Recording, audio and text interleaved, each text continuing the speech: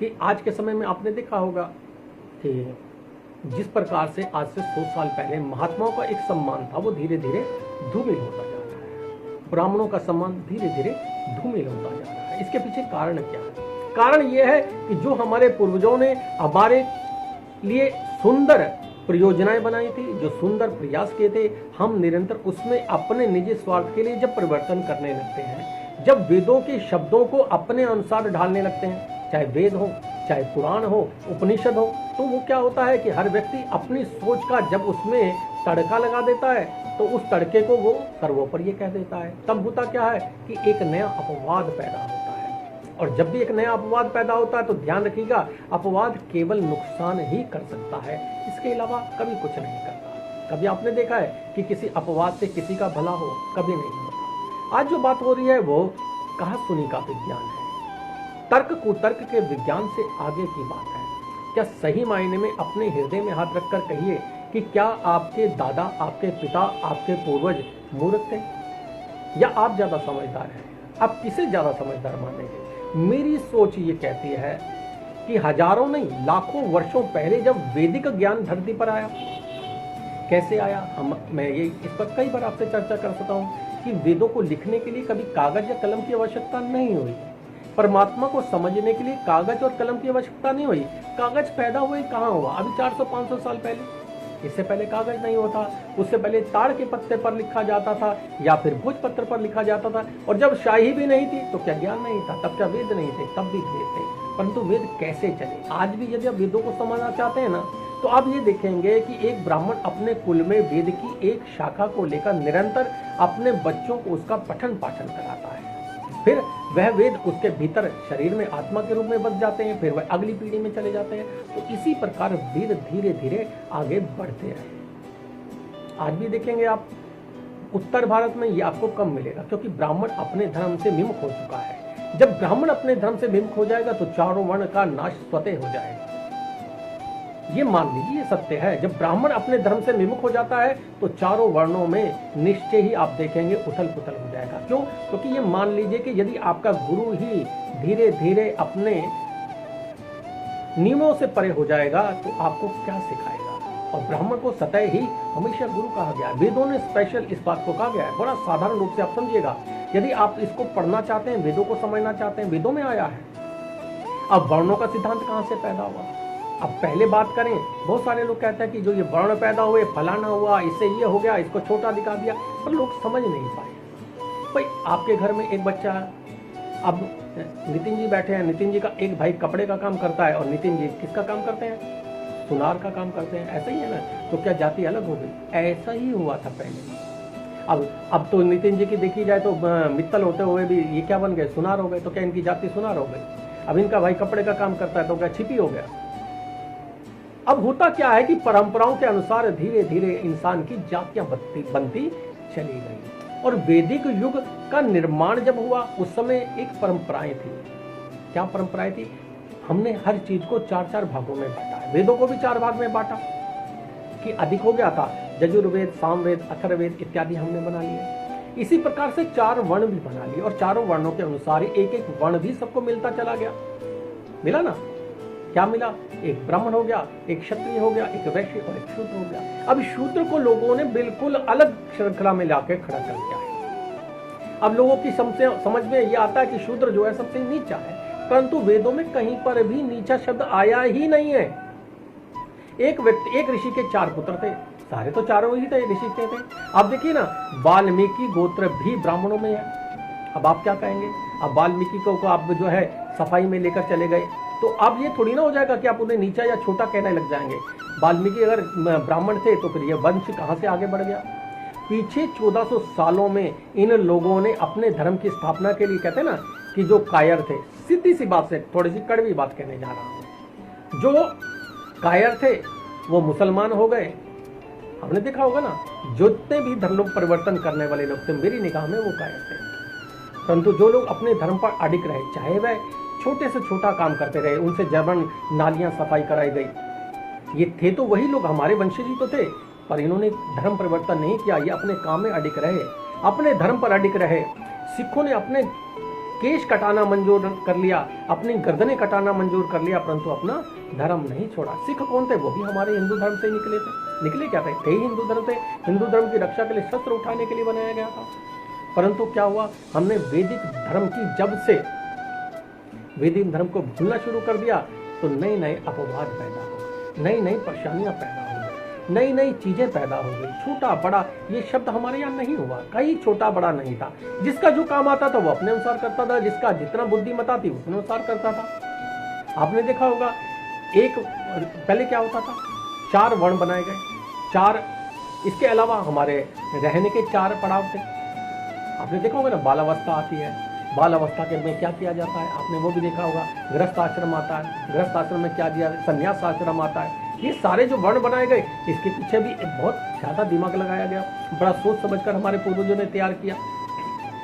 आज क्या हो रहा है, आज आप देखेंगे कि संन्यास के धर्म पर उंगली उठ रही है। क्यों उंगली उठ रही है? कि भगवा वस्त्र धारण करने के बावजूद भी लोगों की मन की तृप्ति नहीं हो पा रही, वासना से लोग नहीं निकल पा रहे। भगवा वस्त्र धारण कर लिया है, सन्यासी भी बन गए हैं, अपना पिंड कर्म भी कर लिया है, उसके बावजूद भी उनके मन से विकार नहीं निकल रहे। उनके मन से जो है सही मायने से माया का पर्दा नहीं हट रहा। बड़े बड़े पैसे का अंबार जो उनके साथ लग रहा है ना, वो उनकी परेशानी का सबब बनता जा रहा है। संन्यास धर्म के पीछे क्या तात्पर्य था? 16वीं शताब्दी में आदि गुरु शंकराचार्य ने संन्यास की एक परंपरा चलाई। उस परंपरा को चलाने के पीछे तात्पर्य ये था कि जब कोई व्यक्ति अगर संन्यास धारण करता है और वह सही मायने में संन्यास मार्ग पर चल रहा है तो वह अपना पिंड कर्म कर दे और ये मान ले कि वह अपना क्रियाक्रम कर चुका है। इसके पीछे तात्पर्य था कि वो समाज से दूर हो जाए और समाज की गतिविधियों से दूर हो जाए। परंतु उसके बावजूद भी आप देखेंगे कि हम भगवा वस्त्र धारण तो कर लेते हैं, हम संन्यास भी ले लेते हैं, उसके पश्चात क्या होता है कि हमारे भीतर से बड़ी बड़ी गाड़ियों का मोह नहीं जाता, हमारे भीतर से बड़े बड़े बंगलों का मोह नहीं जाता। आज अगर हमें कहीं जाना है तो हमें एसी वाली कार चाहिए। आज भक्तगण अपनी मोहमाया त्याग कर सारी मोहमाया सन्यासियों पर छोड़ जाते हैं, ठीक है ना। और वो क्या हुआ, वो सन्यासी के लिए मृत्यु का कारण बन जाता है। आज सन्यासत्व के उच्च मार्ग पर पहुंचने के बाद भी किसी व्यक्ति को अगर आत्महत्या करनी पड़ रही है तो ये मान लीजिए कि कमी कहीं ना कहीं हमारे कार्य क्षेत्र में और हमारी सोच में है, यानी कि कहीं ना कहीं आज भी हम अधूरे हैं। बात कड़वी है। हुआ क्या, आदिगुरु शंकराचार्य ने इसकी स्थापना, संन्यास की स्थापना की, ब्राह्मणों से शास्त्रार्थ किया और धर्म के लोगों से शास्त्रार्थ किया। तर्क से कुतर्क होता चला गया और धीरे धीरे नई परंपरा का आगाज हो गया और धीरे धीरे वैदिक धर्म, जो वेदों से उत्पन्न धर्म था, वैदिक युग था, वो लोप हो गया। एक थोड़ी सी गलती ने वैदिक धर्म को पूरी तरह से मिटा दिया। हो सकता है मेरी बात किसी को कड़वी लगे, लगती रहे। अब थोड़ा सा वेदों को जान लीजिए, पुराणों को जान लीजिए, उपनिषदों को जान लीजिए। वेदों में कहीं से कहीं तक अभी संन्यास की बात ही नहीं आती। अगर संन्यास की बात ही नहीं आई तो पिछले लाखों वर्षों से क्या हमारे पूर्वज मूर्ख थे? उन्होंने संन्यास की बात क्यों नहीं की, जबकि उन्होंने इसके लिए अलग से एक पड़ाव बनाया था। ये कहीं नहीं कहा कि बाल अवस्था में बाल ब्रह्मचारी बनकर आपको संन्यास लेना होगा। कहीं से कहीं तक नहीं हमारे वेद। संन्यास की बात कब कही गई? जब अंतिम पड़ाव आपकी आयु का आ जाता है, उस समय आपको संन्यास की ओर जाना चाहिए और सबको जाना चाहिए, ऐसा हमारे वेदों ने कहा, ऐसा वैदिक युग ने कहा। ऐसे ही होता था। आप गृहस्थ आश्रम थे, गृहस्थ आश्रम के बाद में जब आपके बच्चे बड़े हो जाते थे, राजा अपना सारा कार्य क्षेत्र उसे देकर उन्हें वानप्रस्थ की ओर चल देता था। वानप्रस्थ के बाद एक निश्चित आयु के बाद वो संन्यास धारण करता था। तो यही तो था ना। तो क्या उस समय संन्यास नहीं था? तब भी संन्यास था। तब जो संन्यास था वो परिपक्व संन्यास था, वो शुद्ध संन्यास था, वो पूरी तरह से अपने आप में तृप्त संन्यास था।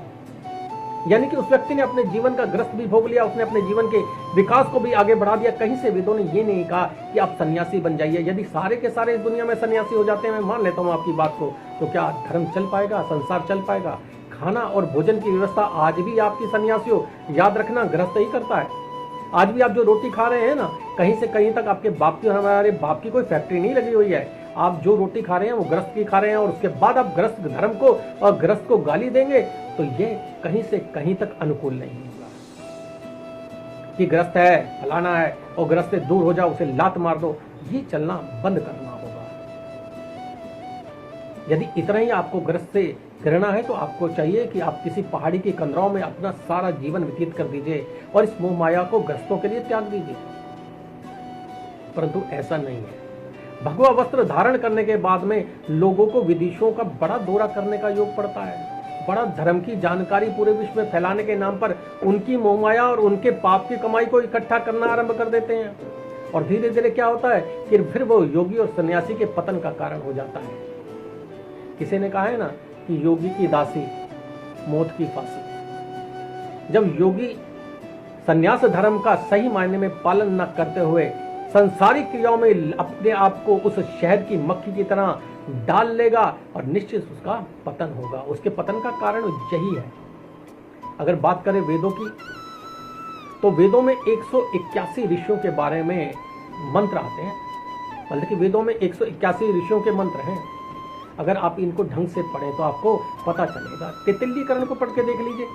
तैत्तिरीय उपनिषद को जब पढ़ते हैं ना, तैत्तिरीय को, तो आपको जान जाएंगे। उसमें एक मंत्र, एक छोटी सी लाइन आती है। उस लाइन के अनुसार क्या कहा गया, हिंदी में ही बता देता हूँ, फिर संस्कृत में भी बताऊंगा। उसमें स्पष्ट लिखा है कि संतान पैदा करते रहिए और संतान की परंपरा को बंद मत कीजिएगा। अगर वेदों ने ऐसी परंपरा के बारे में कहा है, अगर उपनिषदों में कहा है, तो कुछ सोच कर कहा होगा। क्यों कहा गया? पहले आप देखिएगा कि समस्त ऋषिगण ग्रस्त थे। 181 तो आम रूप से मिलेंगे। महर्षि वशिष्ठ ग्रस्त थे, ठीक है ना।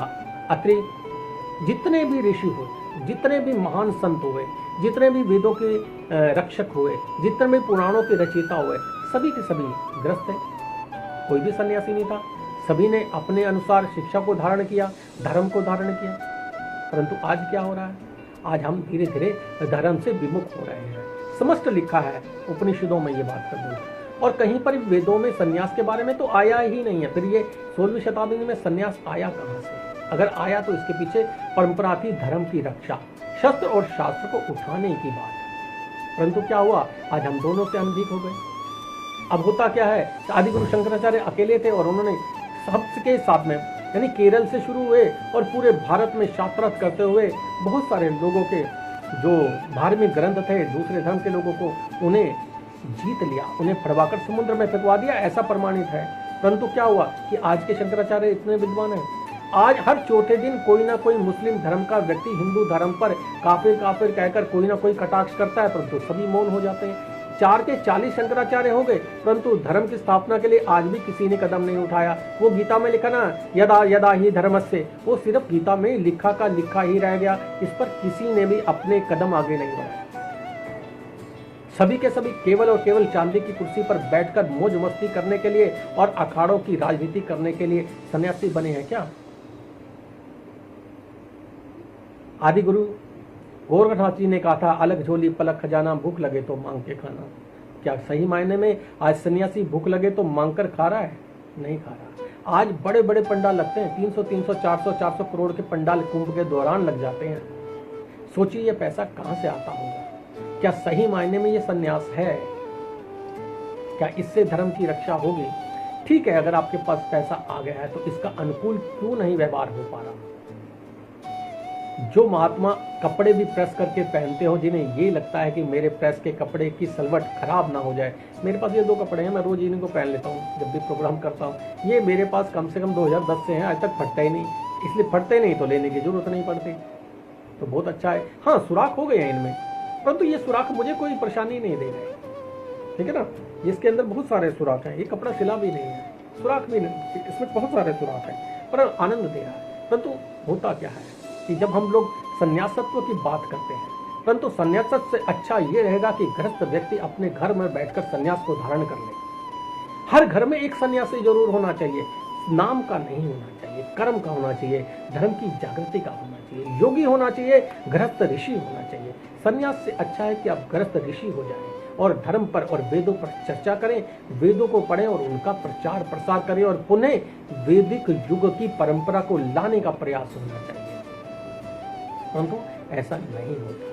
हो क्या रहा है कि हम सब लोग वेदों की बात तो जरूर करते हैं, परंतु वेदों पर अमल नहीं करना चाहते। वेदों पर प्रकाश डालते तो जरूर हैं, परंतु वेदों में क्या लिखा है उस पर हम आम संसार को, जगत को बताना नहीं चाहते हैं। आजकल गृहस्थ की परंपरा चली आ रही है, बहुत सारे लोग कहते हैं। अब देखिए, सबसे बड़ी बात, ये जो भगवा वस्त्र आया जिसे हम कहते हैं सन्यासियों का रंग, बहुत सारे लोग कहते हैं ये सन्यासियों, ये कतई ही सन्यासियों का रंग नहीं है, अपने दिमाग से निकाल दीजिएगा। रामायण में चलते हैं, त्रेता युग में, फिर बात को खत्म करूंगा, रामायण, फिर बाकी कल छेड़ेंगे थोड़ा सा। रामायण युग में राम भी हुए और रावण भी हुए। रावण ने सीता हरण किया, इसी कपड़े में किया। राम ने अपने पिता का उल्लंघन कर सकते थे, नहीं किया बात का। उनके वचन को निभाने के लिए कौन सा कलर, यही धारण किया। तो क्या वो ग्रस्त नहीं थे? सह पत्नी, सह भ्राता, वह 14 साल तक पूरे भारत में भ्रमण करते रहे। चाहते तो वो भी राजा थे, राजा के कपड़े पहन सकते थे, बढ़िया कपड़े पहनकर मजे से अपने 14 साल कहीं भी काट लेते, मौज मस्ती से ससुराल चले जाते। उनके पिता अगर बहुत धनवान थे, बहुत बड़े राजा थे, चक्रवर्ती थे, तो उनके ससुर भी कम नहीं थे, महाज्ञानी तपस्वी, चाहते तो अपने ससुराल रह सकते थे। आज भी बहुत सारे लोग अपने माता पिता से झगड़ा होता है, सीधा बीवी लेते हैं और ससुराल घुस जाते हैं। तो रामचंद्र जी को भी चाहिए था, क्या रावण मारने के लगे थे, क्या राक्षसों से धर्म की रक्षा करनी थी, क्या धर्म का प्रचार करना था, क्या जरूरत थी? जाते अपना घर ससुराल में बैठते, मजे करते, ना तो सीता हरण होता, ना कोई परेशानी होती। परंतु नहीं, धर्म की रक्षा कभी भी ऐसे नहीं होती। भगवा वस्त्र धारण करने के बाद यदि आपका मन पवित्र नहीं हुआ तो मान लीजिए कि आपने जीवन में बहुत कुछ खो दिया है। भगवा वस्त्र का धारण करने का तात्पर्य यही है कि आप सात्विक हो गए हैं। राम जी सात्विक हुए, सीता जी सात्विक हुई, लक्ष्मण जी सात्विक होकर पांव में चप्पल तक नहीं थी, पांव में कांटे लगते थे, और वह चाहते तो वहां भी रथ ले चल सकते थे। परंतु आज के सन्यासी जो है, देखिए कल मैं टीवी पर देख रहा था, 60-60 लाख की गाड़ी में घूम रहे हैं, और राम जी बेचारे नंगे पैर घूम रहे थे। तो धर्म की रक्षा केवल भगवा वस्त्र धारण करने से नहीं, भगवा वस्त्र को मन में धारण करने से हुई। कल इसी बात पर फिर आगे चर्चा करेंगे, फिर बताऊंगा, वेदों से कुछ और लाइनें लेकर आऊंगा जो आपको यह बताएंगी कि सही मायने में वैदिक युग क्या था।